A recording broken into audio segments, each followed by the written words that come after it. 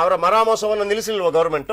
ಬರುತ್ತಲ್ವಾ ಕಾನೂನು? ಈಗ ಇಷ್ಟು ಹೋರಾಟಗಳಾಗುವ ಯಾಕೆ ಮಾಡಕ್ಕಾಗೋದಿಲ್ಲ? ಒಂದ್ ನಿಮಿಷ, ಇನ್ನೊಂದು ಇದು ಆಯ್ತು, ಈ ಕಡೆಯಿಂದ ಒಂದು ಕಡೆಯಿಂದ ಕೋಆಪರೇಟಿವ್ ಡಿಪಾರ್ಟ್ಮೆಂಟ್ ಎಲ್ಲಾ ಕಡೆ ಆಯ್ತು, ನಮ್ಗೆ ನ್ಯಾಯ ಸಿಕ್ಕಿಲ್ಲ.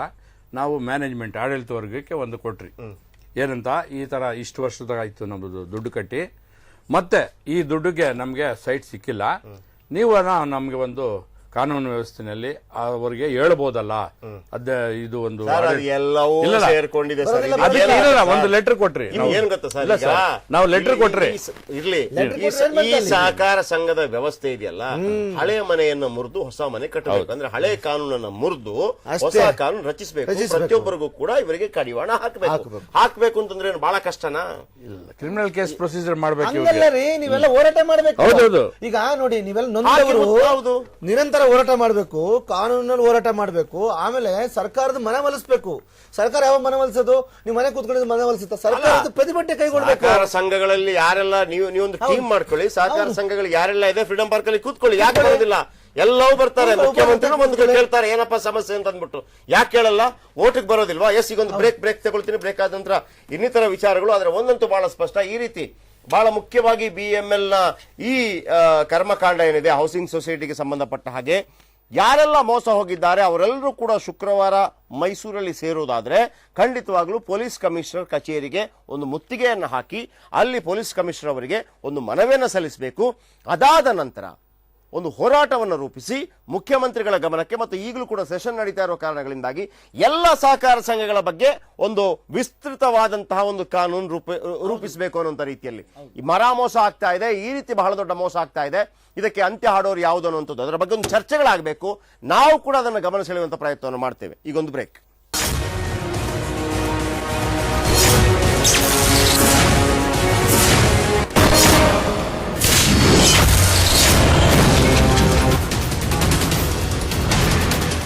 ಕಷ್ಟಪಟ್ಟು ದುಡಿದ ಹಣವನ್ನು ಫ್ರೀ ಗಿಫ್ಟ್ ಗಾಗಿ ಯಾವುದೋ ಒಂದು ಚಿಟ್ನಲ್ಲಿ ಹಾಕಬಹುದೇ? ಸೇವ್ ಮಾಡ್ತಿದ್ದೀರಾ, ವೇಸ್ಟ್ ಮಾಡ್ತಿದ್ದೀರಾ? ಕಂಪೇರ್ ಮಾಡಿದ್ರೆ ತಾನೇ ಗೊತ್ತಾಗೋದು. ಲಲಿತಾ ಜ್ಯುವೆಲರಿ ಅವರ ಹೊಸ chit scheme. First month instalment ನೀವು ಸಲ್ಲಿಸಬೇಕಾಗಿಲ್ಲ, ನಿಮಗಾಗಿ ನಾವು ಸಲ್ಲಿಸ್ತೇವೆ. 100% ವೇಸ್ಟೇಜ್ ಇಲ್ಲ. ಇದು ಹೇಗ್ ಪಾಸಿಬಲ್ ಅಂತ ಯೋಚಿಸ್ತಾ ಇದ್ದೀರಾ? ನಮ್ಮನ್ನ ಈ ಹಂತಕ್ಕೆ ತಂದ ಕಸ್ಟಮರ್ಸ್ಗೆ ಒಳ್ಳೇದ್ ಮಾಡ್ಬೇಕು ಅನ್ಕೊಂಡ್ರೆ ಎಲ್ಲ ಪಾಸಿಬಲ್. ಹೆಣ್ಣರ ಮೇಲೆ ನಡೆಯುವಂತ ಅತ್ಯಾಚಾರವನ್ನ ನಾವು ಕೊನೆಗಾಣಿಸಲೇಬೇಕಾಗಿದೆ. ಪ್ರತಿದಿನ ಪ್ರತಿಕ್ಷಣ ಎಲ್ಲೆಂದರಲ್ಲಿ ಪುಟ್ಟ ಮಕ್ಕಳ ಮೇಲೆ ಅತ್ಯಾಚಾರ ನಡೀತಾ ಇದೆ. ನಾವು ಕಣ್ಣಿದ್ದು ಕುರುಡರಾಗಿದ್ದೇವೆ. ಪ್ರತಿ ವರ್ಷ 1000ಕ್ಕಿಂತಲೂ ಹೆಚ್ಚು ಪ್ರಕರಣಗಳು ದಾಖಲಾದರೂ ಕೂಡ ಅತ್ಯಾಚಾರಿಗಳು ಶಿಕ್ಷೆ ಅನುಭವಿಸಿದ್ದು ಎಲ್ಲಿಯಾದರೂ ಕೇಳಿದ್ದೀರಾ? ಮಾನ್ಯ ಮುಖ್ಯಮಂತ್ರಿಗಳು ಆದಷ್ಟು ಬೇಗ ವಿಶೇಷ ಕೋರ್ಟ್ ವ್ಯವಸ್ಥೆಯನ್ನು ಮಾಡಬೇಕಾಗಿದೆ. ಘನತೆವೆತ್ತ ನ್ಯಾಯಮೂರ್ತಿಗಳು ಅಲ್ಲಿ ಜಡ್ಜ್ ಹಾಗೂ ಪ್ರತಿದಿನ ವಿಚಾರಣೆಯನ್ನ ಕೈಗೆತ್ತಿಕೊಳ್ಳಬೇಕಾಗಿದೆ. 10 ದಿನಗಳಲ್ಲಿ ಚಾರ್ಜ್ ಶೀಟ್, 1 ತಿಂಗಳಲ್ಲಿ ವರ್ಡಿಕ್ಟ್. ಅಂದ್ರೆ ತೀರ್ಪು ಆಗಿದ್ದಾಗ ಮಾತ್ರ ಈ ಕಾಮಾಂಧರ ಎದೆಯಲ್ಲಿ ಒಂದು ನಡುಕ ಶುರುವಾಗುತ್ತೆ. ನಮ್ಮ ಪುಟ್ಟ ಕಂದಮ್ಮಗಳು ಸುರಕ್ಷಿತವಾಗಿರುತ್ತೆ. ಅದಾಗಬೇಕು ಅಂತಂದ್ರೆ ಸಮಯ ನ್ಯೂಸ್ ಒಂದು ವೇದಿಕೆಯನ್ನ ಕಲ್ಪಿಸಿದೆ. ಶುಕ್ರವಾರ ಫ್ರೀಡಂ ಪಾರ್ಕ್ ನಲ್ಲಿ ಬೆಳಗ್ಗೆ 9 ರಿಂದ ಸಂಜೆ 5 ಗಂಟೆ ತನಕ ಪ್ರತಿಯೊಬ್ಬರೂ ಪಾಲ್ಗೊಳ್ಳಿ. ವಿದ್ಯಾರ್ಥಿ ಸಂಘಟನೆ, ಯಾವುದೇ ಸಂಘ ಸಂಸ್ಥೆಗಳು, ಗಣ್ಯಾತಿ ಗಣ್ಯರು, ಬಡವ ಬಲ್ಲಿದ ಅಬಾಲ ವೃದ್ಧರಾದಿಯಾಗಿ ಪ್ರತಿಯೊಬ್ಬರು ಬಂದು ಪಾಲ್ಗೊಳ್ಳೋಣ. ಈ ಕಾರ್ಯಕ್ರಮವನ್ನ ಯಶಸ್ಸುಗೊಳಿಸಿ ನಮ್ಮೊಂದಿಗೆ ಕೈಜೋಡಿಸಿ.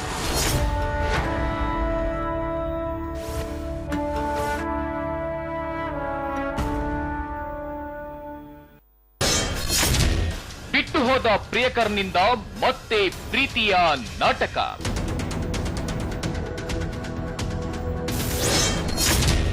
ಉಪಾಯದಿಂದ ಕರೆಸಿಕೊಂಡು ಅಪ್ರಾಪ್ತಿಯ ಅತ್ಯಾಚಾರ.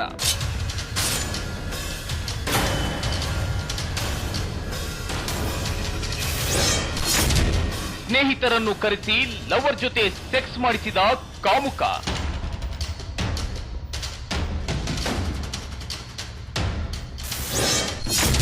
ಮೂವರು ಕಿರಾತಕರಿಂದ ಹುಡುಗಿ ತಪ್ಪಿಸಿಕೊಂಡಿದ್ದು ಹೇಗೆ?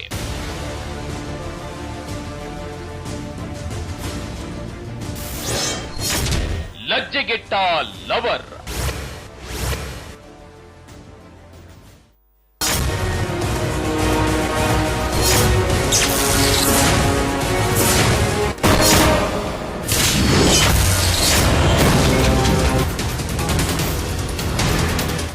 ಎಸ್, BAML ಹೌಸಿಂಗ್ ಸೊಸೈಟಿ ಹಗರಣದ ವಿಚಾರಕ್ಕೆ ಸಂಬಂಧಪಟ್ಟ ಹಾಗೆ ಯಾವ BAML ಮಾಜಿ ನೌಕರರಿಗೆ, ನಿವೃತ್ತ ನೌಕರರಿಗೆ ಇಲ್ಲಿ ಸೈಡ್ ಸಿಗಬೇಕಾಗಿತ್ತು, ಪಾಪ 2004 2005 ಅದಕ್ಕಿಂತ ಮೊದಲ ಅವಧಿಯಲ್ಲಿ ಏನು ದುಡ್ಡನ್ನು ಕೊಟ್ಟಿರ್ತಾರೆ ಅವರವರ ಇಚ್ಛಾನುಸಾರವಾಗಿ. ನಿಮ್ಗೆ ಗೊತ್ತಿರಬಹುದು, ಯಾವಾಗ ಗ್ಲೋಬಲೈಸೇಷನ್ ಬಂತು ಅದಾದ ನಂತರ 2000 ನಂತರ ಭೂಮಿ ಬೆಲೆ, ಚಿನ್ನದ ಬೆಲೆ ಆಯಿತು. ಆವಾಗ ಇವರಿಗೆಲ್ಲರಿಗೂ ಕೂಡ ಪಾಪ ಯಾರಿಗೆ ಸಂಬಂಧಪಟ್ಟವರಿಗೆ ಕೊಡೋದು ಬೇಡ, ಅದನ್ನು ಬೇರೆಯವರಿಗೆ ಕೊಟ್ಬಿಡೋಣ ಅಂತೇಳಿ 5 ಲಕ್ಷ 6 ಲಕ್ಷಕ್ಕೆ ಸೈಟ್ ಸಿಗ್ತಾ ಇತ್ತು. ಆ ಸೈಟ್ ಬೆಲೆ 1 ಕೋಟಿ 1.5 ಕೋಟಿ ಬಂದಾಗ ನಿಮ್ಗೆ 5 ಲಕ್ಷ ಕೊಡ್ತಾನಾ? ಕೊಡೋದಿಲ್ಲ. ಆ 5 ಲಕ್ಷದ ಒಂದು ಸೈಟ್ಗೆ 1.5 ಕೋಟಿ ಬಂದಾಗ 1 ಕೋಟಿಗೆ ಮತ್ತೊಬ್ಬರಿಗೆ ಮಾರ್ತಾನೆ. ಇದು ಇಲ್ಲಿ ಆಗ್ತಿರುವಂತ ಪ್ರಾಬ್ಲಮ್. ಅಲ್ಲಿ ಬಂದಂತ ದುಡ್ಡನ್ನು ಆಯ್ತಪ್ಪ ಒಂದು ಸೈಟ್ಗಳನ್ನ ಎಲ್ಲ ಒಂದು ತೆಗೆದು ಬಿಟ್ಟು ಇವ್ರು ಕೊಡ್ತೀನಿ, ಅದು ಇಲ್ಲ. ಮತ್ತೆ ಇದಾಗುತ್ತಲ್ಲ, ಇದಾಗೋದು ಪ್ರಪಂಚ ಬೆಳೆಯುವಾಗ ಸಾಮಾನ್ಯ ಆಗೋದು. ಆದ್ರೆ ಈಗ ಅಣೆಕಟ್ಟೆ ಸದಸ್ಯರು ಅವ್ರಿಗೂ ಸೈಟ್ ಕೊಡೋಕೆ ಉದ್ದೇಶ ಇರೋದು, ಸೊಸೈಟಿ ಉದ್ದೇಶ ಇರೋದು. ಸರ್ಕಾರ ಅದಕ್ಕೆ ಪರ್ಮಿಷನ್ ಕೊಟ್ಟಿದೆ. ಅದೇ ಸರ್ಕಾರ ಪರ್ಮಿಷನ್ ಸೊಸೈಟಿ ಕೊಟ್ಟು ಸೊಸೈಟಿ ಮಾಡಿಸಿ ಲ್ಯಾಂಡ್ ಕೊಡ್ತಾರೆ, ಗ್ರ್ಯಾಂಟ್ ಕೊಡ್ತಾರೆ. ಲ್ಯಾಂಡ್ ಎಲ್ಲ ಕಮ್ಮಿ ರೇಟ್ ಅಲ್ಲಿ, ಬೆಲೆ ಬಾಳೋ ಕೋಟಿ ಬೆಲೆ ಬಾಳೋ ಲ್ಯಾಂಡ್ ಫ್ರೀ ಕಮ್ಮಿ ರೇಟ್ ಕೊಡ್ತಾರೆ. ಯಾಕೆ ಕೊಡ್ತಾರೆ? ಸೊಸೈಟಿಯ ಸದಸ್ಯರಿಗೆ ಅನುಕೂಲ ಆಗ್ಲಿ. ಆದ್ರೆ ಅದೇ ಸೊಸೈಟಿಗೆ ಸದಸ್ಯರಿಗೆ ಅನಾನುಕೂಲ ಆದಾಗ ಅದೇ ಸರ್ಕಾರ ಯಾಕೊಂದು ಕಾನೂನು ರಚನೆ ಮಾಡಬಾರ್ದು? ಎಲ್ಲರ ಸೊಸೈಟಿಗೆ ಅನುಕೂಲ ಆಗ್ಲಿ ಅಂತ. ಕರ್ನಾಟಕ ರಾಜ್ಯದಲ್ಲಿ ಎಷ್ಟು ಸೊಸೈಟಿ ಅಂತ ಫ್ರಾಡ್ ಮಾಡಿದಾವೆ. ಇದು BAML ಸೊಸೈಟಿ ಒಂದಾದ್ರೆ ಮೊನ್ನೆ ತಮ್ಮಲ್ಲಿ ಒಂದು ಭಾರತ್ ಕೋಆಪರೇಟಿವ್ ಬ್ಯಾಂಕ್ ಆಯ್ತು. ಈ ತರ ನಿರಂತರ ಆಗ್ತಾನೆ ಇದೆ. ನಾವು ಕೇಳೋದೇನು, ನಿಮ್ಮ ಸಹಕಾರ ಸಂಘದ ನಿಯಮಾವಳಿಗೆ ತಿದ್ದುಪಡಿ ತರಲಿಕ್ಕೆ ಆಗಲ್ಲ ಅಂತ ಪಕ್ಷದಲ್ಲಿ, ನಿಮ್ಗೆ ಆ ತಾಕತ್ತು ದಮ್ಮಿಲ್ಲ ಅಂತ ಪಕ್ಷದಲ್ಲಿ, ನೀವು ಒಂದು ಹೊಸ ಕಾನೂನು ತನ್ನಿ.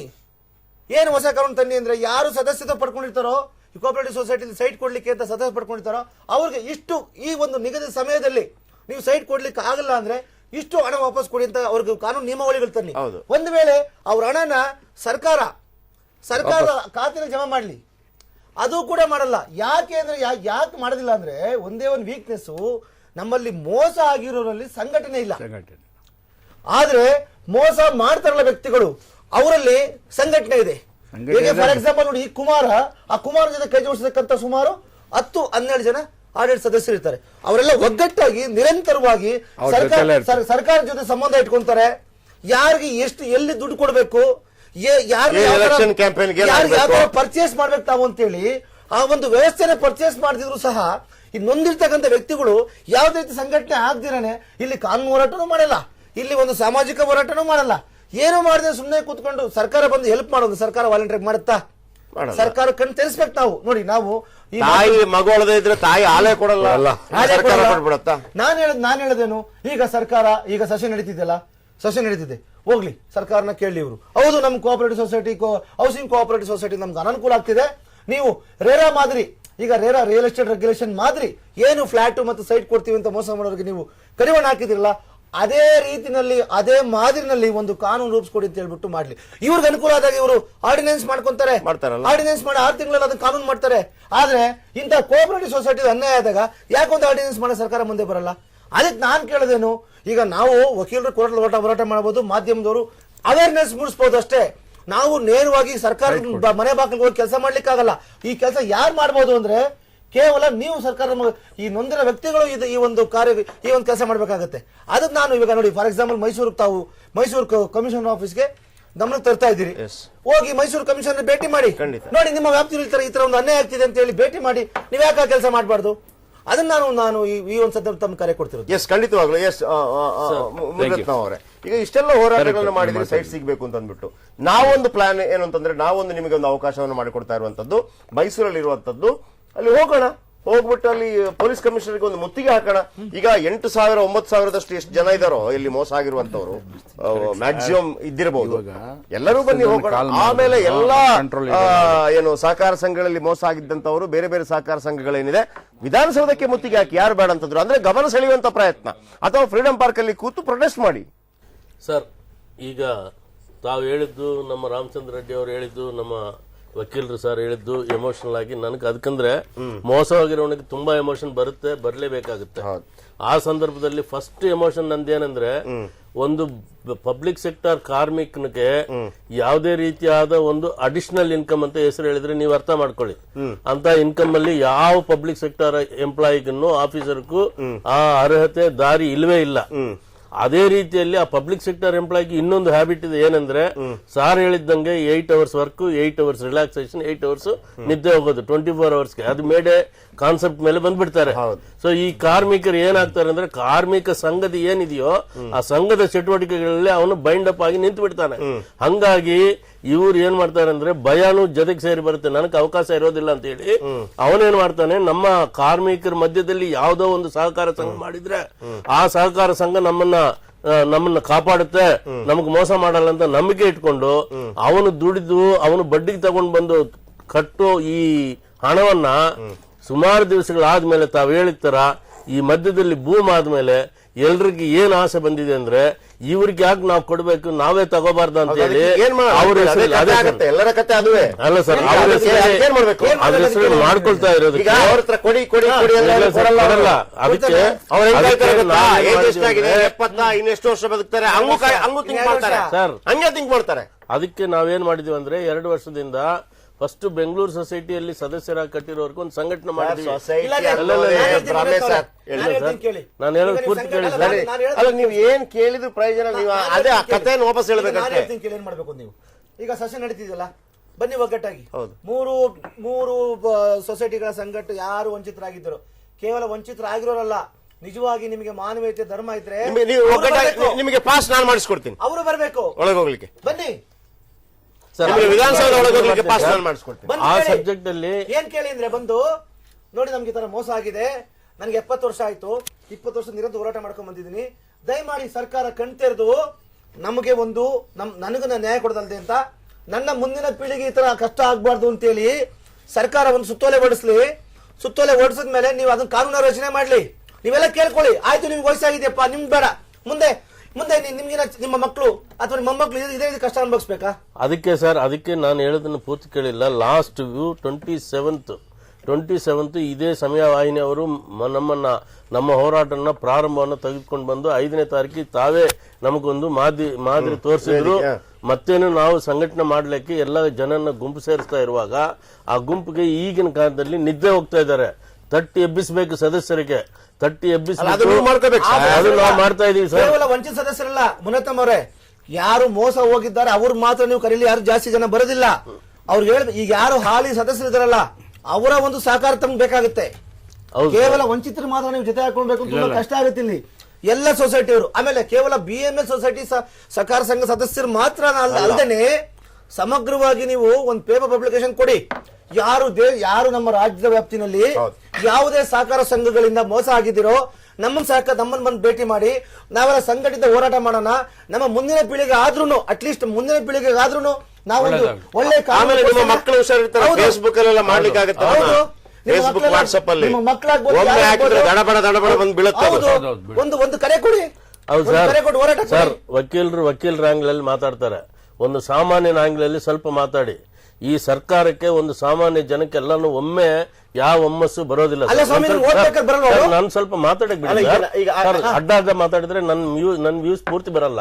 ನನ್ನ ವ್ಯೂಸ್, ನೀವು ವಕೀಲರಾಗಿರಿ, ನಾನೊಂದು ಸಾಮಾನ್ಯ ಸದಸ್ಯ, ನಾನು ಒಂದು ಸಾಮಾನ್ಯ ಸಿಟಿಸನ್. ನೀವು ತಿಳ್ಕೊಳ್ಳೋಷ್ಟು ಮಟ್ಟಿಗೆ ನಾನು ತಿಳುವಳಿಕೆನೂ ಇರೋದಿಲ್ಲ. ತಿಳುವಳಿಕೆ ಇದ್ರೆ ನಾನು ಯಾಕೆ ದಡ್ಡನ್ ಸೊಸೈಟಿಯಲ್ಲಿ ದುಡ್ಡು ಹಾಕ್ತೀನಿ? ನಾನು ಹೋಗಿ ನಾನು ಇಷ್ಟಕ್ಕೆ ಪರ್ಚೇಸ್ ಮಾಡ್ಕೋಬಹುದು.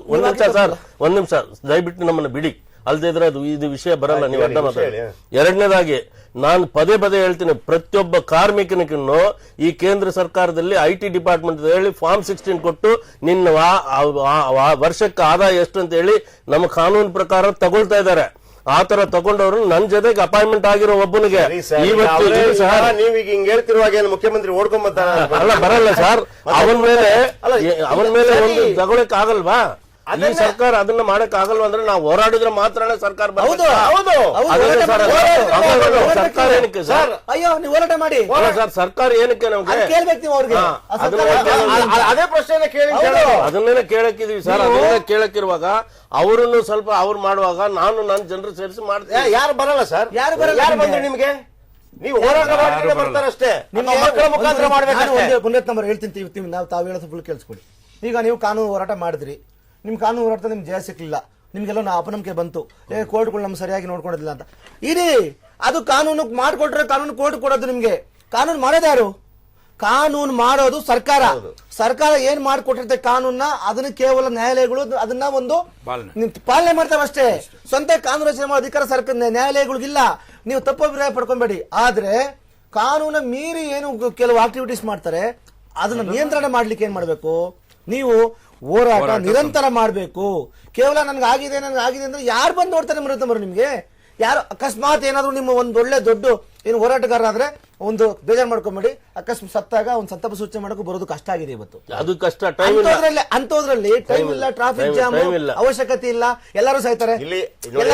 ನೋಡಿ, ಈ ಲಾಭವನ್ನು ಅವರು ಪಡ್ಕೊಂಡಿದ್ದಾರೆ. ಹೌದು, ಈ ಲಾಭ ಅಂದ್ರೆ ನೋಡಿ ಕಾನೂನಲ್ಲಿ ಹೇಗಿದೆ ಅಂದ್ರೆ ನೀನು ನಾವು ಹೋಗಲ್ಲ ಸರ್, ಕಾನೂನು ನಮ್ಮಿಂದ ಟ್ಯಾಕ್ಸ್ ಪಡ್ಕೋತಾರೆ, ಬನ್ನಿ ನೀವೇ ಮಾಡಿದ್ರೆ ನಮ್ಮ ಈಗ ಅವ್ರು ಬರೋದಿಲ್ಲ, ಅವನು ದುಡ್ಡು ಮಾಡ್ಕೊಂಡು ಹೋದ, ಇವರು ಕೇಳೋದಿಲ್ಲ.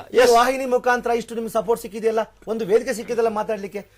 ಈ ಒಂದು ವೇದಿಕೆ ಸದುಪಯೋಗ ಪಡಿಸ್ಕೊಂಡು ಕೇವಲ ನಮ್ಗಾಗಿದೆ ಅಂತ ಹೇಳಿ ನಮ್ಮ ಮನೇಲಿ ಆಗಲ್ಲ, ಕೇವಲ ನಿಮ್ ಸೊಸೈಟಿ ಅವರಲ್ಲ. ನಾನ್ ಖಂಡಿತವಾಗಿ ವಾಹಿನಿ ಮುಖಾಂತರ ನಿನ್ನೆ ಸಭೆ ನಾನು ಕೇಳ್ಕೊಳ್ತಾ ಇರೋದು, ಯಾರು ವಂಚಕರಾಗಿದ್ದಾರೋ ಈ ಸಾರ್ವಜನಿಕರ ಮಧ್ಯದಲ್ಲಿ, ಸಹಕಾರ ಸಂಘಗಳ ಮಧ್ಯದಲ್ಲಿ ನಾವೆಲ್ಲರನ್ನು ಒಂದು ಸೇರಿ ಈ ಸಹಕಾರ ಸಂಘಗಳು ಕರ್ನಾಟಕದಲ್ಲಿ ಎಷ್ಟು ಜನ ಇದ್ಕೊಂಡು ಎಷ್ಟು ಸಾಮಾನ್ಯರಿಗೆ ಮೋಸ ಮಾಡಿದಾರೋ ಅವನ್ನೆಲ್ಲ ಒಂದುಗೂಡಿಸಿ ತಾವು ಹೇಳಿತಾರನು ಬೇರೆ ರೀತಿಯಲ್ಲಿ ನಾವು ಹೋರಾಟನ ಮುಂದುವರಿಸೋದಕ್ಕೆ ಒಂದು ಹೋರಾಟಗಾರನಾಗಿ ನಾವು ಮುಂದುವರಿಸ್ತಾ ಇದ್ವಿ. ಸಾರ್ ನಮ್ಗೊಂದು ಅವಕಾಶ ಮಾಡಿಕೊಟ್ಟಿದ್ದಾರೆ. ಮೈಸೂರಲ್ಲಿ ಶುಕ್ರವಾರ ಕಮಿಷನರ್ ಆಫೀಸ್ಗೆ ಹೋಗಿ ಕಂಪ್ಲೇಂಟ್ ಕೊಡ್ಬೇಕಂತ ಹೇಳಿ, ಅದು ಕಂಪ್ಲೇಂಟ್ ಕೊಡ್ಲಿಕ್ಕೆ ಎಷ್ಟು ಮಟ್ಟಿಗೆ ಉಪಯೋಗಿಸ್ಕೋಬೇಕು ಅಷ್ಟು ಮಟ್ಟಕ್ಕೆ ನಾವು ಆ ಅವಕಾಶನ ಉಪಯೋಗಿಸ್ಕೊಳ್ಳಿಕ್ಕೆ ತಯಾರಾಗ್ತೀವಿ. ಅದೇ ಸಂದರ್ಭದಲ್ಲಿ ಇದನ್ನ ಮಾಧ್ಯಮದಲ್ಲಿ ಟಿವಿ ನೋಡೋರು ಮನೆಯಲ್ಲಿ ಕೂತ್ಕೊಂಡು ನೋಡೋದು ಬಿಟ್ಟು ಸ್ವಲ್ಪ ಬೀದಿಗೆ ಬಂದ್ರೆ ನಮ್ಮಂತವರಿಗೆ ನಮ್ಗೆ ಅನುಕೂಲ ಆಗುತ್ತೆ. ನಾನು ನಿಮ್ಗೊಂದು ಇಲ್ಲೊಂದು ಸಾರ್ವಜನಿಕವಾಗಿ ನಿಮ್ಗೊಂದು ಸಲಹೆ ಕೊಡ್ತೀನಿ. ಏನಂದ್ರೆ ನ್ಯಾಯಾಲಯಗಳು ಏನ್ ಮಾಡ್ತಾರೆ ನೋಡಿ, ನಮಗ್ ಕೊಟ್ಟಿರ್ತಕ್ಕಂಥ ಅವಕಾಶದಲ್ಲಿ ಈ ಕೋಆಪರೇಟಿವ್ ಸೊಸೈಟಿ ಆಕ್ಟ್ ಆಗ್ಬೋದು, ಇದರಲ್ಲಿ ನಮಗೆ ನ್ಯಾಯ ಮೀರಿ ಈ ಒಂದು ವ್ಯಾಪ್ತಿ ಮೀರಿ ನಾನು ನಿಮ್ಗೆ ಜಸ್ಟಿಸ್ ಕೊಡ್ಸಕ್ ಬರೋದಿಲ್ಲ, ಖಂಡಿತ ಇಲ್ಲ ಬರೋದಿಲ್ಲ. ಅವಾಗ ಏನ್ ಮಾಡ್ತಾರೆ, ಅವಾಗ ಅವ್ರಿಗೆ ನಿಮ್ ಕೇಸ್ ವಜಾ ಮಾಡ್ತಾರೆ, ಅಥವಾ ಯಾವುದೇ ಒಂದು ಆಕ್ಷನ್ ತಗೊಂಡಿದ್ರು ಅದನ್ನ ಸ್ಟೇ ಮಾಡ್ತಾರೆ, ಅಥವಾ ಅದನ್ನ ಕ್ವಾಶ್ ಮಾಡ್ತಾರೆ. ಆದ್ರೆ ನೀವು ಸರ್ಕಾರಕ್ಕೆ ಕಣ್ತೆರೆಸೋದು ಬಿಟ್ಟು ಕೇವಲ ಅವಕಾಶ ಇಲ್ಲದ ಕಾನೂನ, ಈ ಕಾನೂನು ಅವಕಾಶ ಇಲ್ಲದ್ರ ವಿರುದ್ಧ ನೀವು ಇಲ್ಲದೇ ಇದ್ರು ಸಹ ನ್ಯಾಯಾಲಯಗಳಿಗೆ ಹೋಗಿ ನೀವು ನಿಮ್ಮ ಸಮಯ, ನಿಮ್ಮ ಹಣ, ನಿಮ್ಮ ಶ್ರಮ ಎಲ್ಲ ವೇಸ್ಟ್ ಮಾಡೋದು ಬದಲಾಗಿ ಸಂಘಟಿತರಾಗಿ ಇಂಥ ಒಂದು ಸಮಸ್ಯೆ ಉದ್ಭವ ಆಗಿದೆ. ಈ ಕಾನೂನು 1959 ಇಸ್ವಿಯಲ್ಲಿ ಮಾಡಿದಾಗ ಇಂಥ ಕುಮಾರ್ನಂತ ಫ್ರಾಡ್ಗಳು ಇರಲಿಲ್ಲ, ನನಗೇನ್ ಭಯ ಇಲ್ಲ. 1959 ಇಸ್ವಿನಲ್ಲಿ ಈ ಕೋಆಪರೇಟಿವ್ ಸೊಸೈಟಿ ಆಕ್ಟ್ ತಂದಾಗ ಕುಮಾರ್ನಂತ ಫ್ರಾಡ್ ಕಲ್ಪ್ರಿಟ್ಗಳು ಇರಲಿಲ್ಲ. ಇದು 2017 ಇಸ್ವಿ. ಇದು ಏನಂತಾರೆ ಸ್ಮಾರ್ಟ್ ಯುಗ. ಇದು ಈ ಸ್ಮಾರ್ಟ್ ಯುಗದಲ್ಲಿ ನಮ್ಗೆ ಈ ಕಾಲಕ್ಕೆ ಸೂಟ್ ಆಗುವಂತ ಒಂದು ಕಾನೂನು ಮಾಡಿಕೊಟ್ರೆ ನ್ಯಾಯಾಲಯ ಏನ್ ಮಾಡುತ್ತೆ, ತಕ್ಷಣವೇ ಆ ಕಾನೂನು ಮಾಡಿಕೊಟ್ರೆ ಏನ್ ಮಾಡುತ್ತೆ, ಸರ್ಕಾರ ಆ ಕಾನೂನು ಮಾಡಿದಾಗ ನ್ಯಾಯಾಲಯ ಹೌದು ಈ ಕಾನೂನು ನಮ್ಮ ಸರ್ಕಾರ ಮಾಡಿಕೊಟ್ಟಿದೆ, ಇದು ನಿರ್ವಹಣೆ ಮಾಡಬೇಕಾಗಿ ಅಂತ ಹೇಳ್ಬಿಟ್ಟು ಕುಮಾರ್ನಂತವ್ರಿಗೆ ಬೇಡಿ ಹಾಕ್ಸೋ ವ್ಯವಸ್ಥೆ ಮಾಡ್ತಾರೆ. ಅದು ಬಿಟ್ಟು ಕಾನೂನಲ್ಲೇ ಅವಕಾಶ ಇಲ್ಲ ಕುಮಾರ್ಗೆ ಬೇಡಿ ಹಾಕ್ಸ್ಲಿಕ್ಕೆ, ನೀವು ಕುಮಾರ್ಗೆ ಬೇಡಿ ಹಾಕ್ಸ್ಲಕ್ ಕೊಟ್ಟಿದ್ದೀರಿ. ಎಷ್ಟು ಜನ ಅವು ಎಷ್ಟು ಪಿಟಿಷನ್ ಫೈಲ್ ಮಾಡಿದ್ರೇನೋ, ಎಷ್ಟು ಕಂಪ್ಲೇಂಟ್ ಕೊಟ್ರೇನೋ ಎಲ್ಲ ವಜಾ ಆಗ್ತವೆ. ನೀವೇನ್ ಮಾಡ್ಬೇಕು ಅದಕ್ಕೆ, ಸ್ವಾಮಿ ನಮ್ಗೊಂದು ಕಾನೂನು ಮಾಡೋ ರಕ್ಷಣೆ ಕೊಡಿ.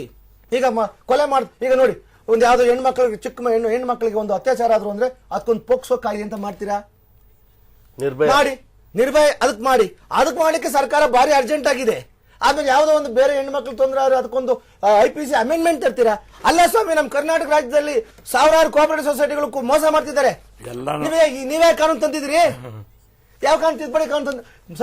ಸನ್ಮಾನ್ಯ TB ಜಯಚಂದ್ರ ಇದಾರಲ್ಲ, ಸನ್ಮಾನ್ಯ ಕಾನೂನು ಸಚಿವರು, ಇವರು ಅಧಿಕಾರ ಇಲ್ಲದೆಲ್ಲ ಬರುತ್ತೆ ಇವ್ರಿಗೆ. ಅಧಿಕಾರ ಇಲ್ಲದ ಬೀದಿಲಿ ಹೋರಾಟ ಮಾಡಬೇಕಾದ್ರೆ ಇಲ್ಲದ ಕಾನೂನು ಸಲಹೆ ಕೊಡಕ್ ಬರ್ತಾರೆ. ಈ ನಾಚಿಕೆ ಮನುಷ್ಯನಿಗೆ ಅಧಿಕಾರ ಬಂದಾಗ ಇಂತ ಒಂದು ಸಮಸ್ಯೆಗೆ ಒಂದು ಕಾನೂನು ತರಬೇಕು ಅಂತ ಗೊತ್ತಿದ್ರೂ ಅದನ್ನ ನೀವು ನ್ಯಾಯಾಲಯದ ಮೇಲೆ ಹಾಕಿರ್ತೀರಿ.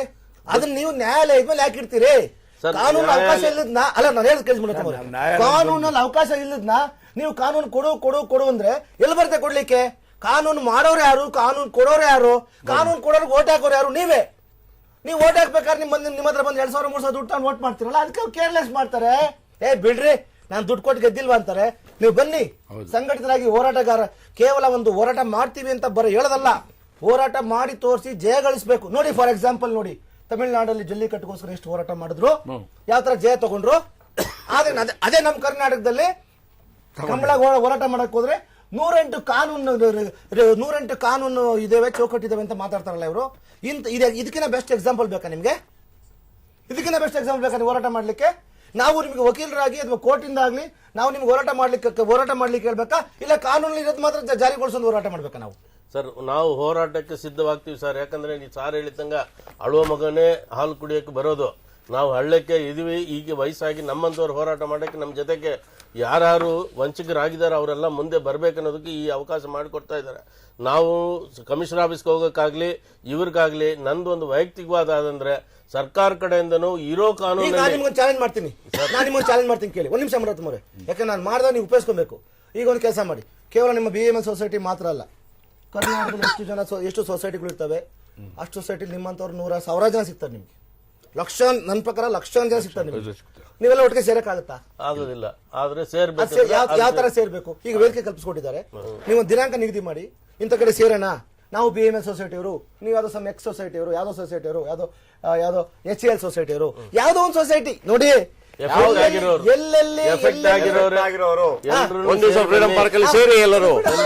ಸೇರಿ ಅಂತ ಹೇಳಿ ನಾವು ಕರೆ ಕೊಡ್ತೀವಿ ಸರ್. ಇದುವರೆಗೂ 68 ಆರ್ಡರ್ ಆಗಿರೋದು ನಮ್ಮ BML ಕಾರ್ಖಾನೆ ಮಾತ್ರನೇ. ವಿಧಾನಸೌಧದ ಇದಾಗಿಲ್ಲ, HL ಇದಾಗಿದೆ, ಪೆಂಡಿಂಗ್ ಇದೆ, ಎಲ್ಲಾ ಸೊಸೈಟಿ ಪೆಂಡಿಂಗ್ ಇದೆ. ನಮ್ದು ಒಂದೇ ಆಗಿರೋದು, ಅದನ್ನ ಆಕ್ಷನ್ ತಗೊಂತಾ ಇಲ್ಲ. ಕರೆ ಕೊಟ್ಟು ಸೇರಿ ಅವಾಗ ಸರ್ಕಾರದ ಮಂತ್ರಿಗಳು ಕರ್ಕೊಳ್ಳಿ, ಬನ್ನಿ ನಾವೆಲ್ಲ ಸೇರಿದ್ದೀವಿ. ಈಗ ಯಾಕೆ ಹೇಳ್ತಾ ಇದ್ದೀನಿ ಅಂತಂದ್ರೆ, ಒಂದು ನೀರಿನ ವಿಚಾರಕ್ಕೆ ಸಂಬಂಧಪಟ್ಟ ಹಾಗೆ, ಜಲದ ವಿಚಾರ ಸಂಬಂಧಪಟ್ಟ ಹಾಗೆ ವಾಟಾಳ್ ನಾಗರಾಜ್ ಫೇಮಸ್ ವ್ಯಕ್ತಿಯಪ್ಪ. ಆದ್ರೆ ಅವರು ಹೋರಾಟ ಮಾಡ್ಲೇಬೇಕು, ರೋಡ್ಗೆ ಇಳಿಲೇಬೇಕು. ರೋಡ್ಗೆ ಇಳಿದ ನಂತರ ಗೊತ್ತಾಗುತ್ತೆ ಅಂತ ಅಂದ್ಬಿಟ್ಟು ಈಗ ಅಣ್ಣಾ ಹಜಾರೆ ಅವ್ರು ಹಿಂಗೆ ಮನೇಲಿ ಕೂತ ತಕ್ಷಣ ನಾವೆಲ್ಲ ಸ್ವಾತಂತ್ರ್ಯ ಹೋರಾಟ ಮಾಡಿದೀವಿ, ಮಹಾತ್ಮ ಗಾಂಧಿ ಜೊತೆ ಇದ್ವಿ ಅಂತ ಬರ್ಲಿಲ್ಲ. ಅವರು ರೋಡ್ಗಿಳಿದಾಗಲೇ ಮಾತ್ರ ಉಳಿದವರಿಗೆ ಅದು ಅನುಭವ ಆಯ್ತು ಏನಾಗ್ತಿದೆ ಅನ್ನುವಂಥದ್ದು. ಎಸ್ ನಾರಾಯಣಮೂರ್ತಿ ಅವರ, ಈಗ ಒಂದು BML ಗೆ ಸಂಬಂಧಪಟ್ಟ ಹಾಗೆ ಶುಕ್ರವಾರ ಮೈಸೂರಲ್ಲಿ ಸೇರಿ ಪ್ರತಿಯೊಬ್ಬರು ಕೂಡ ಅಲ್ಲಿಂದ ಪೊಲೀಸ್ ಕಮಿಷನರೇಟ್ಗೆ ಹೋಗಿ ನಿಮ್ಮ ಸಮಸ್ಯೆಗಳನ್ನ ಹೇಳ್ಕೊಳ್ಳಿ. ಅದಕ್ಕೆ ಬೇಕಿದ್ರೆ ಒಂದು ಸಮಯಾವಕಾಶವನ್ನು ನಾವು ಮಾಡಿಕೊಡ್ತೀವಿ ಮೈಸೂರಲ್ಲಿ ಸೇರಿದವರೆಲ್ಲರಿಗೂ ಕೂಡ. ಒಂದು ಎರಡನೇದಾಗಿ, ಇಡೀ ಕರ್ನಾಟಕದಾದ್ಯಂತ ಇರುವಂತಹ ಈ ಸಹಕಾರ ಸಂಘಗಳ ಮೂಲಕ ಯಾರು ಮೋಸ ಹೋಗ್ತಾ ಇದ್ದಾರೆ ಅವರೆಲ್ಲರೂ ಒಂದು ಸಂಘಟನೆಯಾಗಿ, ಎಲ್ಲರೂ ಸಂಘಟನೆಯಾಗಿ, ಸಾಧಾರಣವಾಗಿ ನಿಮಗೆ ಲಕ್ಷಕ್ಕಿಂತ ಹೆಚ್ಚು ಜನ ಸಿಗ್ತಾರೆ. ಒಂದು ಪ್ಲಾನ್ ಮಾಡ್ಕೊಳ್ಳಿ, ಅಥವಾ ನಿಮ್ಮ ಮಕ್ಕಳು ಎಲ್ಲ ಫೇಸ್ಬುಕ್ ಅಲ್ಲಿ ವಾಟ್ಸಪ್ ಅಲ್ಲಿ ಬಹಳ ಹುಷಾರಿರ್ತಾರೆ. ನೀವೊಂದು 50-60 ಸಾವಿರ ಜನ ಸೇರಿದ್ರಿ ಒಂದು ಫ್ರೀಡಂ ಪಾರ್ಕ್ ಅಲ್ಲಿ ಒಂದ್ ದಿವಸ ಸಹಕಾರ ಸಂಘದಿಂದ ಮೋಸ ಆಗಿದೆ ಅಂತ ಹೇಳುವಾಗ, ಸಹಕಾರ ಮುಖ್ಯಮಂತ್ರಿ, ಸಹಕಾರ ಸಚಿವರು ನಿಮ್ಮ ಕಾಲ ಬಳಿಗೆ ಬರ್ತಾರೆ. ಅವರ ಮುಂದೆ ಅವ್ರು ಬಂದಾಗ ಒಂದು 10ರಿಂದ 15 ಪಾಯಿಂಟ್ಗಳನ್ನು ಇಟ್ಕೊಳ್ಳಿ, ಏನ್ ಬದಲಾವಣೆ ಆಗ್ಬೇಕು ಅಂತೇಳಿ. ಕೆಲವು ಲಾಯರ್ಗಳ ಏನು ಸಲಹೆ ತಗೊಂಡು, ಸರ್ ಇದು ಆಮೂಲಾಗ್ರವಾಗಿ ಬದಲಾವಣೆ ಆಗ್ಬೇಕು ಅಂತ ಕೊಡಿ. ಯಾಕೆ ಬದಲಾವಣೆ ಆಗೋದಿಲ್ಲ? ಎಲ್ಲವೂ ಕೂಡ ಬದಲಾವಣೆ ಆಗುತ್ತೆ. ಅದಕ್ಕೆ ಪ್ರಜೆಗಳು ಪ್ರಭುಗಳು ಅಂತ ಹೇಳುದು. ನಾವು ಬ್ರಿಟಿಷ್ ಕಾಲದಲ್ಲಿ ಇಲ್ಲ, ನಾವು ಪ್ರಜಾತಂತ್ರ ವ್ಯವಸ್ಥೆಯಲ್ಲಿದ್ದೀವಿ. ನಮಗೆ ಬೇಕಾದಂತಹ ಕಾನೂನುಗಳನ್ನು ನಾವು ಮಾಡ್ಕೊಂಡು ಹೋಗ್ಬೇಕಾಗತ್ತೆ. ಎಸ್ ನಾರಾಯಣಮೂರ್ತಿ ಅವರೇ, ಯಾಕೆ ಆ ರೀತಿ ಮಾಡಕ್ಕಾಗೋದಿಲ್ಲ? ಈಗ ನೀವು ಹಳೆಯದನ್ನ ಹೇಳ್ಕೊಂಡು ಕೂತ್ಕೊಂಡ್ರೆ ಆಗೋದಿಲ್ಲ ಸರ್. ಈಗ ನಿಮ್ಮ ಮಕ್ಕಳೇ ನಿಮ್ಮ ಮಾತನ್ನು ಕೇಳ್ತಾರಾ? ನೀವೇ ಬೆಳೆಸಿದ ಮಕ್ಕಳು ತಾನೇ ಕೇಳ್ತಾರಾ? ಸಂಜೆ ಹೋಗ್ಬೇಡಪ್ಪ, ಅಲ್ಲಿಗೆ ಹೋಗ್ಬೇಡ ಅಂತ ಹೇಳೋ ಕೇಳ್ತಾರ? ಪಪ್ಪ ಇರಪ್ಪ ಅಂತ ಹೇಳಿ ಅವ್ರು ಹೋಗ್ಬಿಡ್ತಾರೆ. ಹೆಂಗೆ? ನೀವೇ ಕಲಿಸಿದವ್ರು ತಾನೆ. ಯಾಕಂದ್ರೆ ಜಗತ್ತು ಬದಲಾಗ್ತಾ ಇದೆ. ಜಗತ್ತು ಹೇಗ್ ಬದಲಾಗ್ತಾ ಇದೆಯೋ ಹಾಗೆ ನಿಮ್ಮ ಮಕ್ಕಳು ಬದಲಾಗ್ತಾ ಇರ್ತಾರೆ. ಹಾಗೇನೆ ಯಾವುದೋ ಒಂದು 1959ರಲ್ಲಿ ಮಾಡಿದಂತಹ ಕಾನೂನಿಗೂ ಮತ್ತು ಈಗಕ್ಕೂ ಸಾಕಷ್ಟು ವ್ಯತ್ಯಾಸ ಇದೆ. ಅದರ ಲೂಪ್ ಹೋಲ್ಗಳನ್ನ ಇಟ್ಕೊಂಡು ನಿಮ್ಮ ದುಡ್ಡನ್ನು ತಗೊಂಡು ಅವರು ದುಡ್ಡು ಮಾಡಿಕೊಂಡು ನಿಮಗೆ ಕೊಡಬೇಕಾಗಿರುವಂತ ಒಂದು ಬಿಟ್ಟಿ ಜಾಗವನ್ನು ನಿಮ್ಗೆ ಕೊಡದೆ ಅವರು ಮಾಡ್ತಾ ಹೋಗ್ತಾರೆ ಅಂತ ಹೇಳುವಾಗ, ನೀವೊಂದು ರೀತಿಯಲ್ಲಿ ಬಹಳ ದೊಡ್ಡ ರೀತಿಯಲ್ಲಿ ಈ ರೀತಿ ನಿಮಗೆ ವೇದಿಕೆ ಸಿಕ್ಕುವಾಗ ಅದನ್ನು ಉಪಯೋಗಿಸ್ಕೊಳ್ಳಿ. ನಾವು ಹೇಳ್ತಾ ಇರೋದು ಎಸ್ ಹೇಳಿ, ಏನ್ ಮಾಡಬಹುದು? ಅದೇ ನಮ್ಗೆ ಆಶ್ವಾಸನೆ ಕೊಡ್ತಾ ಇದಾರೆ, ಒಂದು 6 ತಿಂಗಳು ಕೊಡ್ತೀವಿ, 1 ವರ್ಷಕ್ಕೆ ಕೊಡ್ತೀವಿ. ಎಷ್ಟು ವರ್ಷ ಆಯ್ತು ಹೇಳ್ತಾ ಇರ್ತಾರೆ? ನಾನು 99 ಕಟ್ಟಿದ್ದೀನಿ. ಆಮೇಲೆ 2004 ಮತ್ತೆ ಕೇಳಿದ್ರು ಕೊಟ್ಟಿದ್ದೀನಿ. ನೀವು ಎಷ್ಟು ಕಟ್ಟಿದ್ರಿ? 25,000 ಕೊಟ್ಟಿದ್ದೀನಿ. 25,000 ಆಗ ಬೆಲೆ ಇದ್ದದ್ದೇ ಅಷ್ಟೇ ಬಿಡಿ. ಈಗ ಎಷ್ಟು ಲಕ್ಷದ ಸೈಟ್ ಅದು? 25,000 ನೀವು ಕಟ್ಟಿದ್ರು ಕೂಡ ಅದು ಆವಾಗ 30-40 ಸೈಜ್. ಓಕೆ, ಎಷ್ಟು ಅದಕ್ಕೆ? ಆವಾಗ ಹೆಚ್ಚು ಕಮ್ಮಿ ಒಂದು 2 lakhs 3 lakhs ಆಗ್ತಾ ಇದೆ ನಮ್ಗೆ ಬಂದಿದ್ರೆ. ಓಕೆ, ಆರಂಭದಲ್ಲಿ ಇರ್ಬೋದು. 99ರಲ್ಲಿ ಆ ಸೈಟ್ ನ ಬೆಲೆ ಎಷ್ಟು? ನಮ್ಗೆ ಆಕ್ಚುಲಿ ಸೈಟ್ ಅಲ್ಲ, ಆಗ ನಿಮ್ಗೆ ಈಗ ಅವರು ಇನ್ಸ್ಟಾಲ್ಮೆಂಟ್ ಕೇಳ್ತಾರೆ. ನಾವು ಸರಿ ಸ್ವಾಮಿ, ಈಗ ನೀವು 25,000 ರೂಪಾಯಿ ಇನ್ಸ್ಟಾಲ್ಮೆಂಟ್ ಕಟ್ಟಿದ್ರಿ. ನಿಮ್ಗೆ ಗೊತ್ತಿರತ್ತಲ್ಲ ಎಷ್ಟು ಕಟ್ಟಿದ್ರೆ ಇನ್ಸ್ಟಾಲ್ಮೆಂಟ್ ಮುಗೀತಿತ್ತು? ಅದೇ ಮತ್ತೆ ಅವರು ಇನ್ಸ್ಟಾಲ್ಮೆಂಟ್ ಕೇಳ್ತಾ ಇರ್ತಾರೆ. ಮತ್ತೆ ಎಷ್ಟು ಸೈಟ್ ಸರ್? ಈಗ ನೀವು ಸುಮ್ಮನೆ ಕಟ್ತಾ ಹೋಗ್ತೀರಾ? ಈಗ ನೋಡ್ರಪ್ಪ ಈ ಸೈಟ್ಗೆ ಇಷ್ಟ ಆಗುತ್ತೆ, ಮೊದಲು 25,000 ಕಟ್ಟು. ಅದು 2 ಲಕ್ಷ ಅಂತ ಕೊಟ್ಟಿರ್ತಾರೆ. ಹೌದು, ಇರ್ಲಿ, ಅದೇ 50,000, 25,000, ಇರ್ಲಿ, ಅದೇ 75,000, ಎಷ್ಟರ ಸೈಟು ಅಂತೇಳಿ, ಎಷ್ಟು ಅಂತ 2004ರಲ್ಲಿ 5 ಲಕ್ಷದ ಸೈಟು, 1999ರಲ್ಲಿ 2 ಲಕ್ಷ ಇದ್ದಿರಬಹುದು. 2 ಲಕ್ಷ ಅಷ್ಟೇ. ಅವತ್ತು ಪೆಟ್ರೋಲ್ ಎಷ್ಟು ಸರ್? ಅವತ್ತು ಹೌದು, ಹೇಳಿ 20 ರೂಪಾಯಿ ಇತ್ತು, 20 ರೂಪಾಯಿ ಇತ್ತು ಸರ್. 99, 2001 ಸಂದರ್ಭದಲ್ಲಿ ಮೊಬೈಲೇ ಬಂದಿರಲಿಲ್ಲ, ಮೊಬೈಲೇ ಬಂದಿಲ್ಲ. ಆಯ್ತಾ? ಈಗ ಆಮೇಲೆ 2000 ಆಗಿ 2003-4 ಆಗುವಾಗ ಇದಕ್ಕೆ ಭೂಮಿ ಬಂದಿದ್ದು. ಭೂಮಿಗೆ ಏನಾಗುತ್ತೆ ಗೊತ್ತಾ ಸರ್, ನಾನು ಹೇಳ್ತೀನಿ, ನಮ್ಮ ಒಂದು ಕಾರ್ಮಿಕರ ಮುಗ್ಧತೆನ, ಹೌದು, ಯಾವುದೇ ಕಂಪ್ನಿ ಆಗ್ಬೋದು, BML ಅಲ್ಲ ಸರ್, ಇದು BML ಬಂದ್ರೆ ಇದು ಪ್ರತಿಷ್ಠಿತ ಕಂಪ್ನಿ ಅಂತ ಹೇಳ್ತೀವಿ ನಾವು. ಇಲ್ಲೂ ಇದು ಕೆಲಸ ಮಾಡೋ ಕಾರ್ಮಿಕರು ತುಂಬಾ ಬೆಸ್ಟ್ ಇದ್ದಾರೆ. ಅಲ್ಲ, ಈಗ ಕೂಡ ನಾವು ಒಂದು ಇಲ್ಲಿಯ ನಾರಾಯಣ್ ಉಪಾಧ್ಯಕ್ಷರು ನಾರಾಯಣ್, ಮತ್ತೊಂದು ಕುಮಾರ್, ನೀವ್ ಹೇಳಿದ್ರಿ ಅವತ್ತು ಬರ್ತೀವಿ ಎಲ್ಲಾ ವಿಚಾರಗಳನ್ನ ಹೇಳ್ತೀವಿ ಅಂತ, ಯಾಕೆ ಬಂದಿಲ್ಲ ಅರ್ಥ ಆಗ್ತಾ ಇಲ್ಲ. ಈಗಲೂ ನಿಮಗೆ ಒಂದು ನಾವು ವೇದಿಕೆಯನ್ನು ಕಲ್ಪಿಸಿಕೊಡ್ತೀವಿ, ಬನ್ನಿ ಮಾತಾಡಿ ಏನು ಅನ್ನುವಂಥದ್ದು. ಮುಖಾಮುಖಿ ರೆಡಿ ಇದ್ದೀರಾ? ಯಾರೆಲ್ಲ ಮೋಸ ಹೋಗಿದ್ದಾರೆ ಅವರೆಲ್ಲರಿಗೆ ನೀವು ಉತ್ತರವನ್ನು ಕೊಡಬೇಕಾಗತ್ತೆ. ನೀವು ನಾಡಿದ್ದು ಶುಕ್ರವಾರದೊಳಗೆ ಇವರನ್ನೆಲ್ಲ ಕರೆದು ಇವರ ಸೆಟಲ್ಮೆಂಟ್ ಬಗ್ಗೆ ನೀವು ಮಾತಾಡದೇ ಇದ್ರೆ, ಶುಕ್ರವಾರದ ದಿವಸ ಇವರನ್ನೆಲ್ಲ ಸೇರಿಸಿ ಮೈಸೂರಿನ ಕಮಿಷನರ್ ಆಫೀಸ್ಗೆ ಮುತ್ತಿಗೆ ಹಾಕಿಸಿ ಇವರಿಂದ ಮನವಿಯನ್ನ ನಾವು ಅವರಿಗೆ ಕೊಡುವಂತ ಪ್ರಯತ್ನವನ್ನು ಮಾಡ್ತೇವೆ. ಅದಾದ ನಂತರದ ದಿನಮಾನಗಳಲ್ಲಿ ಇಡೀ ಕರ್ನಾಟಕದಾದ್ಯಂತ ಇರುವಂತಹ ಸಹಕಾರ ಸಂಘಗಳ ಪ್ರಾಬ್ಲಮ್ಗಳನ್ನ ಮುಖ್ಯಮಂತ್ರಿಗಳ ಮತ್ತು ಸಹಕಾರ ಸಚಿವರ ಗಮನಕ್ಕೆ ತರುವಂತ ಪ್ರಯತ್ನವನ್ನು ಮಾಡ್ತೀವಿ. ಈಗೊಂದು ಬ್ರೇಕ್.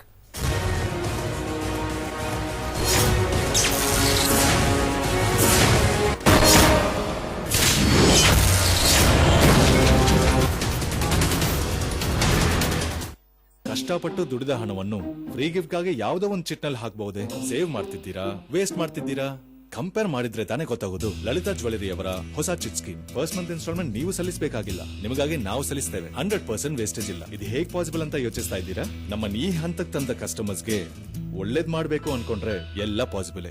ಹೆಣ್ಣರ ಮೇಲೆ ನಡೆಯುವಂತ ಅತ್ಯಾಚಾರವನ್ನ ನಾವು ಕೊನೆಗಾಣಿಸಲೇಬೇಕಾಗಿದೆ. ಪ್ರತಿದಿನ ಪ್ರತಿಕ್ಷಣ ಎಲ್ಲೆಂದರಲ್ಲಿ ಪುಟ್ಟ ಮಕ್ಕಳ ಮೇಲೆ ಅತ್ಯಾಚಾರ ನಡೀತಾ ಇದೆ. ನಾವು ಕಣ್ಣಿದ್ದು ಕುರುಡರಾಗಿದ್ದೇವೆ. ಪ್ರತಿ ವರ್ಷ 1000ಕ್ಕಿಂತಲೂ ಹೆಚ್ಚು ಪ್ರಕರಣಗಳು ದಾಖಲಾದರೂ ಕೂಡ ಅತ್ಯಾಚಾರಿಗಳು ಶಿಕ್ಷೆ ಅನುಭವಿಸಿದ್ದು ಎಲ್ಲಿಯಾದರೂ ಕೇಳಿದ್ದೀರಾ? ಮಾನ್ಯ ಮುಖ್ಯಮಂತ್ರಿಗಳು ಆದಷ್ಟು ಬೇಗ ವಿಶೇಷ ಕೋರ್ಟ್ ವ್ಯವಸ್ಥೆಯನ್ನ ಮಾಡಬೇಕಾಗಿದೆ. ಘನತವೆತ್ತ ನ್ಯಾಯಮೂರ್ತಿಗಳು ಅಲ್ಲಿ ಜಡ್ಜ್ ಹಾಗೂ ಪ್ರತಿದಿನ ವಿಚಾರಣೆಯನ್ನ ಕೈಗೆತ್ತಿಕೊಳ್ಳಬೇಕಾಗಿದೆ. 10 ದಿನಗಳಲ್ಲಿ ಚಾರ್ಜ್ ಶೀಟ್, 1 ತಿಂಗಳಲ್ಲಿ ವರ್ಡಿಕ್ಟ್. ಅಂದ್ರೆ ತೀರ್ಪು ಆಗಿದ್ದಾಗ ಮಾತ್ರ ಈ ಕಾಮಾಂಧರ ಎದೆಯಲ್ಲಿ ಒಂದು ನಡುಕ ಶುರುವಾಗುತ್ತೆ. ನಮ್ಮ ಪುಟ್ಟ ಕಂದಮ್ಮಗಳು ಸುರಕ್ಷಿತವಾಗಿರುತ್ತೆ. ಅದಾಗಬೇಕು ಅಂತಂದ್ರೆ ಸಮಯ ನ್ಯೂಸ್ ಒಂದು ವೇದಿಕೆಯನ್ನ ಕಲ್ಪಿಸಿದೆ. ಶುಕ್ರವಾರ ಫ್ರೀಡಂ ಪಾರ್ಕ್ ನಲ್ಲಿ ಬೆಳಗ್ಗೆ 9ರಿಂದ ಸಂಜೆ 5 ಗಂಟೆ ತನಕ ಪ್ರತಿಯೊಬ್ಬರೂ ಪಾಲ್ಗೊಳ್ಳಿ. ವಿದ್ಯಾರ್ಥಿ ಸಂಘಟನೆ, ಯಾವುದೇ ಸಂಘ ಸಂಸ್ಥೆಗಳು, ಗಣ್ಯಾತಿ ಗಣ್ಯರು, ಬಡವ ಬಲ್ಲಿದ ಅಬಾಲ ವೃದ್ಧರಾದಿಯಾಗಿ ಪ್ರತಿಯೊಬ್ಬರು ಬಂದು ಪಾಲ್ಗೊಳ್ಳೋಣ. ಈ ಕಾರ್ಯಕ್ರಮವನ್ನ ಯಶಸ್ಸುಗೊಳಿಸಿ ನಮ್ಮೊಂದಿಗೆ ಕೈ ಜೋಡಿಸಿ.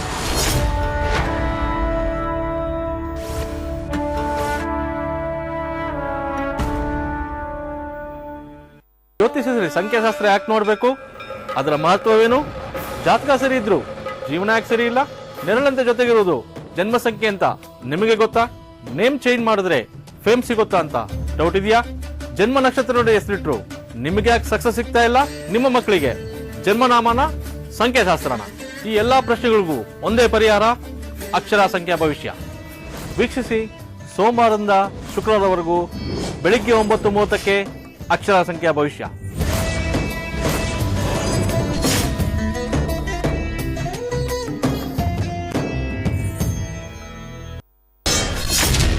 ಬಿಟ್ಟು ಹೋದ ಪ್ರಿಯಕರನಿಂದ ಮತ್ತೆ ಪ್ರೀತಿಯ ನಾಟಕ.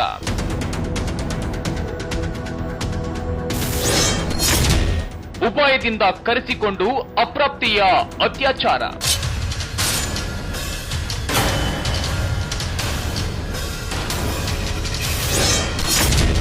ಸ್ನೇಹಿತರನ್ನು ಕರೆಸಿ ಲವರ್ ಜೊತೆ ಸೆಕ್ಸ್ ಮಾಡಿಸಿದ ಕಾಮುಕ.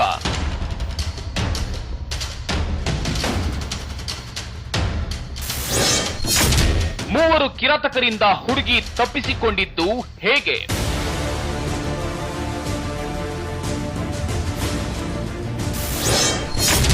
ಲಜ್ಜೆಗೆಟ್ಟ ಲವರ್.